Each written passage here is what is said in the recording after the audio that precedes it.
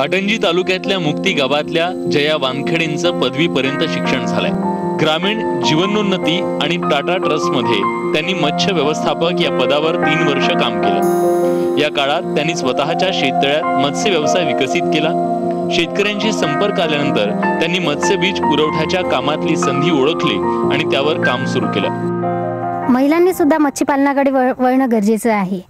जवळपास काही महिलांचे असे ज्या बचत गटातील महिला आहेत त्या महिला सुद्धा मत्स्यपालनाकडे वळलेल्या आहे। मी स्वतः काही महिलांचा ग्रुपवर काम करत आहे, त्यांना एकत्र घेऊन चालत आहे, त्यांना मत्स्यपालनासंदर्भात मार्गदर्शन करत असते आणि सगळी त्यांची नियमित बैठक घेत असते। त्यांना किती उत्पन्न होतं, काय येतं, सीड कुठून प्रोव्हाइड करायचं या संदर्भात मार्गदर्शन करत असते। फक्त मत्स्यपालनासाठी म्हणूनच नाही महिलांनी समोर यावं, तर त्यासोबतच मच्छीसाठी लागणारे जसे की हापा तयार करणे, मत्स्य खाद्य तयार करणे, जाळे विणणे हा सुद्धा व्यवसाय मच्छी पालनाचा महिला करू शकतात। शेतीची सिंचन क्षमता वाढवण्यासाठी सरकारनं शेतकऱ्यांना शेततळी दिली आहेत। या शेततळ्यांचा अतिशय चांगला आणि सकारात्मक उपयोग करण्यासाठी जयाताईंनी मत्स्य शेतीचं काम वाढवण्याचा निर्णय घेतला। या क्षेत्रात कामाचा अनुभव असल्यानं त्या आता थेट शेतावर जाऊन शेतकऱ्यांना तळ्यातली नांगरणी, ब्लीचिंग पावडर आणि चुना तसंच खाद्य टाकण्याबद्दल मार्गदर्शन करतात। शेतीला पूरक व्यवसाय म्हणून मत्स्यपालन करण्यासाठी शेतकऱ्यांना माहिती देणे, बीज पुरवठा करणे या संदर्भातून मी माझ्या स्वतःच्या व्यवसायाकडे वळाले। जवळपास 7 ते 8 जिल्ह्यामध्ये मी मत्स्यबीज पुरवठा करत आहे। मागच्या वर्षी मी 6 जिल्ह्यामध्ये मत्स्यबीज पुरवलं होतं।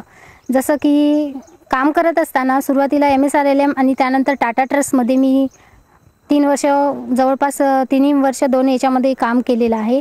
त्यानंतर लोकांशी संपर्क आला, शेतकऱ्यांशी कॉन्टॅक्ट झाला आणि शेतकऱ्यांशी संबंध आल्यामुळे शेतकऱ्यांनी मला सांगितलं की बीज आम्हाला लागते। कुणाला जरी बीज पाहिजे असेल ते माझ्यापर्यंत येतात। त्या कारणाने मी माझा स्वतःचा व्यवसाय चालू केला आहे आणि शेतकऱ्यांची ओळख झाल्या कारणाने जवळपास 1200 ते 1300 लोक माझ्याशी जुळलेले आहे। शेतकऱ्यांना मत्स्यबीजाची मोठी समस्या आहे, त्यामुळे जया वानखेडे या स्वतः कोलकात्याहून बीज आणून त्याची योग्य जोपासना करून त्या शेतकऱ्यांना देतात। जयाताईंच्या या कामात सातत्य असल्यानं यात त्यांना बऱ्यापैकी फायदा होऊ लागलाय। त्या 2-2, 3-3 किलोमीटर त्यांच्या शेतामध्ये जाऊन स्वतः वैयक्तिक जाऊन शेतकऱ्यांना नांगरणी कशी करायची, चुना कसा टाकायचा, त्यानंतर पाणी आल्यानंतर ब्लीचिंग कशी करायची, त्यामध्ये खाद्य व्यवस्थापन कसं करायचं या संदर्भात माहिती देत असते।